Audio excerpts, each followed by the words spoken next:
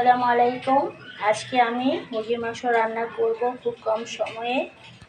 এই জন্য দেখুন আমার রেসিপিটা আপনারা ফলো করতে থাকেন। দেখুন আমি কড়াইতে তেল বসিয়ে দিয়েছি, তেজপাতা আর দারচিনিটা আমি দিয়ে দিচ্ছি। তার সাথে আমি পেঁয়াজের কুচিটা দিয়ে দিচ্ছি। তেলটা আমার অতিরিক্ত গরম হয়ে গেছে, এই জন্য ঝটপট দিয়ে দিচ্ছি।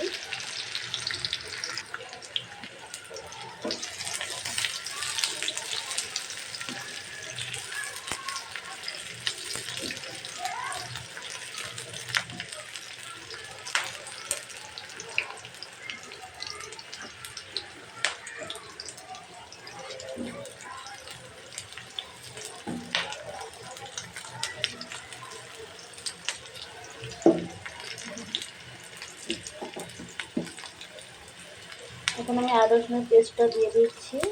প্রায় 2 চামচের মতন আদা রসুনের পেস্ট দিয়ে দিলাম। এখন এটাকে ভালো করে একটু ভেজে নেব।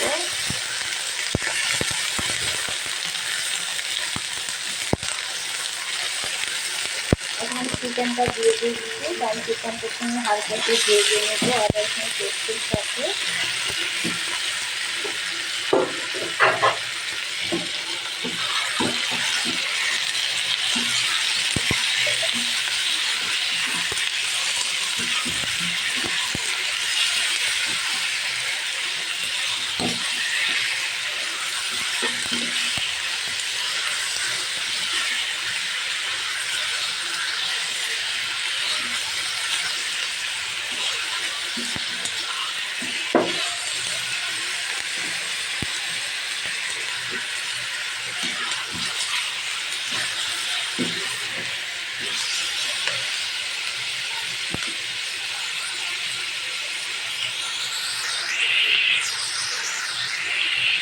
দেখুন আমার মুরগি বসানো হয়ে গেছে। এখন আমি মশলাগুলো দিয়ে দিচ্ছি। আমি মরিচের গুঁড়ো দিয়ে দিচ্ছি প্রায় 1.5 চামচের মতন, একটু ঝাল ঝাল হবে। চিকেনে সাধারণত একটু ঝাল বেশি দেবেন, কারণ যে মুরগির টেস্টটা থাকে সেটা অনেকটা বেশি স্বাদ পেতে গেলে এই মরিচের গুঁড়োটা বেশি দিতে হবে। ঝাল ঝাল হলে মুরগির টেস্টটা বেশি বেড়ে যাবে। আর হলুদের গুঁড়ো দিয়ে দিচ্ছি 1 চামচের মতন, জিরা গুঁড়া দিচ্ছি দেখুন 1 চামচের মতন, ধনে গুঁড়া দিচ্ছি আধা চামচের মতন। এখন এগুলো এক করতে কষিয়ে নিচ্ছি।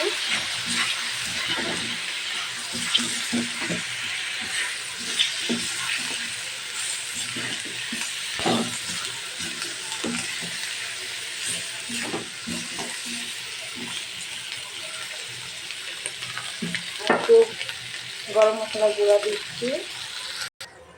আমি পানি দিয়ে দিচ্ছি। আমি লবণ এখন পর্যন্ত দিইনি, এখন লবণ দিয়ে দেব। আমি প্রায় 2 চামচের মতন লবণ নিয়েছি, লবণটা দিয়ে দিলাম। এখন আমি উপর থেকে গরম মশলা গুঁড়া দিয়ে দিচ্ছি, প্রায় 1 চামচের মতন গরম মশলা গুঁড়া দিয়েছি। এখন এটাকে রান্না করে নেব, এটা ভুনা করব।